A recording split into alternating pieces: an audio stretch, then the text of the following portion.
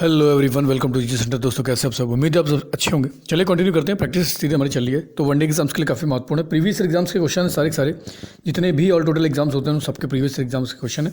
तो देखते रहो, आने वाले एग्जाम्स के लिए बहुत ज़्यादा हेल्पफुल होने वाला है। जैसे आपका यूपी पुलिस हो गया, यहाँ पर सी हो जाएगा, ठीक है, सीई हो जाएगा।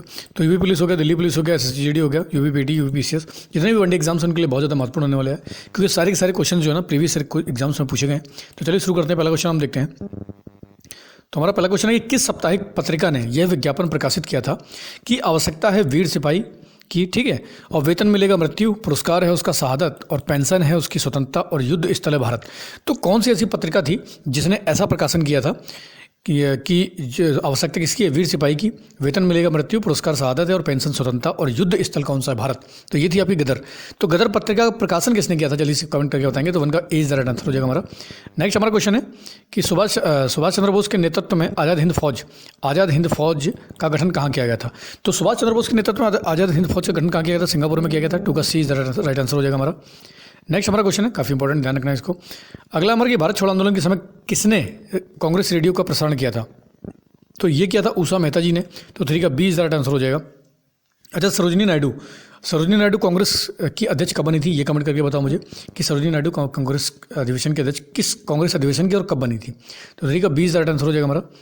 नेक्स्ट हम बात करते हैं कि किस मुगल चित्रकार ने पक्षियों और फलों का चित्र उकेरा था? तो कौन सा मुगल चित्रकार था जिसने पशु पक्षियों का और फलों का चित्र उकेरा था? ये था आपका उस्ताद मंसूर।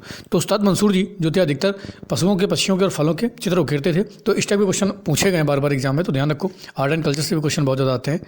नेक्स्ट हम क्वेश्चन देखते हैं कि सलीम अली पक्षी विज्ञान जो आपका प्राकृतिक इतिहास केंद्र है ये कहाँ स्थित है? तो सलीम अली आपका है कोयम्बटूर में स्थित, ठीक है, जो आपका पक्षी विज्ञान और प्राकृतिक इतिहास केंद्र कोयम्बटूर में है। तो 5 का एज राइट आंसर हो जाएगा हमारा। नेक्स्ट हमारा क्वेश्चन है कि world wild life fund for nature नामक संस्था ने किस विलुप्त प्राय को अपना प्रतीक चिन्ह बनाया है? तो WWF की बात कर रहा है यहाँ पर, वर्ल्ड वाइल्ड लाइफ फंड के बारे में बात कर रहा है, ठीक है। इसने कौन अपना जो लोगो हो वो किसे चुना है? तो ये पांडा को चुना है। तो 6 का एज राइट आंसर हो जाएगा हमारा। नेक्स्ट हम बात करते हैं कि विभांतर का एसआई मात्रक क्या होता है? तो विभांतर का एसआई मात्रक पूछ रहा है। तो विभांतर का एसआई मात्रक क्या होता है? ये तो सबको पता ही होगा, वोल्ट होता है, ठीक है। 7 का 20 राइट आंसर हो जाएगा हमारा। नेक्स्ट हम क्वेश्चन देखते हैं कि सोयाबीन में कौन सा प्रोटीन पाया जाता है? तो सोयाबीन में कौन सा प्रोटीन पाया जाता है? जीन, लेगुमिन, हार्डिन या ग्लिसनिन? तो कौन सा प्रोटीन पाया जाता है? ये पाया जाता है आपका ग्लिसनिन, ठीक है। सोयाबीन में अधिक मात्रा में प्रोटीन पाया जाता है। तो 8 का डी राइट आंसर हो जाएगा हमारा। नेक्स्ट हमारा क्वेश्चन है कि किस रोग से पीड़ित रोगी को कार्बोहाइड्रेट की अधिक मात्रा लेने से मना किया जाता है? तो अगर डायबिटीज़ का कोई पेशेंट है तो उसको कार्बोहाइड्रेट की अधिक मात्रा लेने से मना किया जाता है। तो 9 का 20 राइट आंसर हो जाएगा।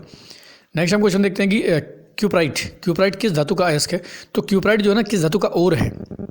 तो ये पूछ रहा है। पारे का, चांदी का, सीसा का, तांबा का? तो ये है आपका तांबे का। तो तांबे का ओर है क्यूप्राइट, ध्यान रखेंगे इसको। तो 10 का डी राइट आंसर हो जाएगा हमारा। अगला क्वेश्चन है हमारा कि कुकिंग गैस किन गैसों का मिश्रण है? जो कुकिंग गैस होती है हम बनाते हैं, वो खाना वाना बनाते हैं जिससे, तो वो किस गैसों का मिश्रण है? ये आपका ब्यूटेन और प्रोपेन। तो ब्यूटेन और प्रोपेन मिला के कुकिंग गैस बनती है। तो 11 का एज राइट आंसर हो जाएगा। नेक्स्ट देखते हैं कि एजोला क्या है? तो एजोला क्या है? सवाल है, फफूंदी है, जैव उर्वरक है, इनमें से सभी। तो एजोला क्या है? एजोला हो गया, एजिटोबैक्टर हो गया, ये सब क्या है? जैव उर्वरक है, ठीक है। ध्यान रखें, ये नाइट्रोजन की कमी को पूरा करते हैं। किसी कमी को? नाइट्रोजन की कमी को पूरा करते हैं, इसको भी ध्यान रखेंगे, ठीक है। 12 का सीधा आंसर हो जाएगा हमारा। नेक्स्ट हमारा क्वेश्चन है कि एगमार्क का संकेत चिन्ह क्या है? तो एगमार्क का संकेत इको मार्क होना चाहिए, यहाँ पर एगमार्क नहीं होना चाहिए, इको मार्क। क्या होना चाहिए? इको। तो इको मार्क का संकेत चिन्ह क्या है? ठीक है, इको मार्क।